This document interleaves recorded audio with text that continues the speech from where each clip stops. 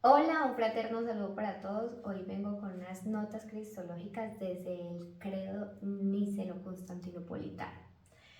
Entonces, en primer lugar, debemos aclarar que no tenemos dos credos, sino que el primero surge, el credo de los apóstoles. Después de la resurrección de Jesús, salen los apóstoles a diferentes lugares a llevar la buena noticia. Entonces nosotros somos cristianos por la experiencia del querigma, del anuncio recibido. Estos apóstoles llegaron a estos lugares y proclamaron ciertas verdades, y es allí como se conforma el credo de los apóstoles, que los identificaba también como cristianos. Cuando un cristiano pasaba de un lugar a otro, de una comunidad a otra, su carnet para identificarse era el credo de los apóstoles.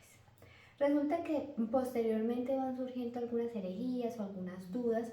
En algún momento surgieron fuertemente dos dudas: uno respecto a la Santísima Trinidad y dos respecto a la Virginidad de María.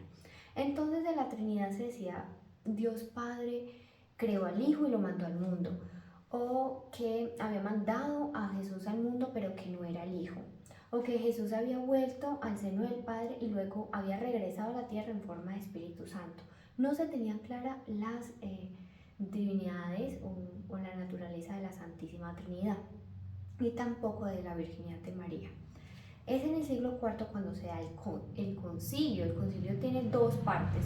La primera parte se desarrolló en Nicea y la segunda parte se desarrolló en Constantinopla, y de allí obtenemos entonces el credo niceno-constantinopolitano. Nos habla principalmente, pues obviamente, respecto al Padre, el Hijo y el Espíritu Santo. Del Padre tenemos que nos dice el creador de todo lo visible y lo invisible, porque había una comunidad o un movimiento religioso llamado maniqueísmo que decía que Dios Padre había creado todo lo visible, nada más. Entonces allí que nos aclara que también creó lo invisible, todo excepto obviamente el mal. De Dios Hijo tenemos que es el Hijo único de Dios. Es decir, nosotros somos criatura de Dios, pero el único Hijo verdadero por filiación de Dios Padre es Jesús, nacido del Padre antes de todos los siglos, engendrado, no creado, de la misma naturaleza del Padre. Es decir, que Dios Padre, aquí se estaba aclarando lo que se decía en el momento de que Dios Padre no había creado a Dios Hijo, sino que Jesús ya existía, no con su nombre de Jesús o de Cristo, sino como el Verbo. Existía antes de todos los siglos al lado de Dios Padre, y que por nuestra salvación vino al mundo. Aquí hay que aclarar algo importante, y es el tema de la salvación. Hemos escuchado que Jesús es el Salvador de la humanidad, pero ¿por qué Jesús es el Salvador de la humanidad? Salvar es liberar, es rescatar, es sanar. Y Jesús allí en el credo nos dice que es luz de luz. Ese es el resumen de la salvación. Encontramos en los evangelios que Jesús es camino, verdad y vida. Es decir, ¿qué es la salvación? Jesús es la persona de la Santísima Trinidad que viene hasta el mundo a salvarnos, a mostrarnos el camino de la verdadera humanidad en Cristo, la verdadera humanidad en Dios, que nos conduce hacia Dios Padre. Entonces es Jesús la persona que nos lleva hacia Dios Padre, porque teníamos las puertas cerradas. Por eso se dice que Jesús baja hasta el infierno. Infierno significa inferior. Baja hasta donde estaban las personas antes de la resurrección de Jesús, para rescatarlos y luego subir con él al cielo y hacernos partícipe de la gloria eterna de Dios. Entonces Jesús es el Salvador del mundo porque nos enseña el camino hacia el Padre. Esa es la verdadera salvación de Jesús.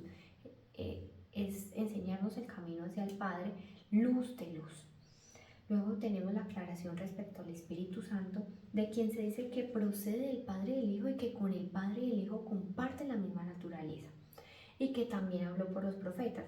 Es decir, que el Espíritu Santo ya existía en el Antiguo Testamento junto a, y desde antes de todos los siglos, compartiendo la misma naturaleza del Padre y del Hijo. Aquí nos queda claro la naturaleza de la Santísima Trinidad.